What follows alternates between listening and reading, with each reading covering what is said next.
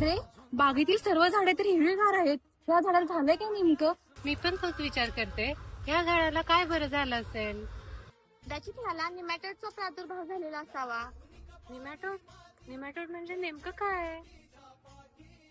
Nematode म्हणजे मातीत असलेली सूत्रकृमी. नेमका निमॅटोडचाच प्रादुर्भाव झालाय हे आपल्याला कसं समजणार? त्यासाठी तुम्हाला भेट द्यावी लागेल फलटण येथील श्रीमंत मालोजीराजे कृषी प्रदर्शन 2025 ला.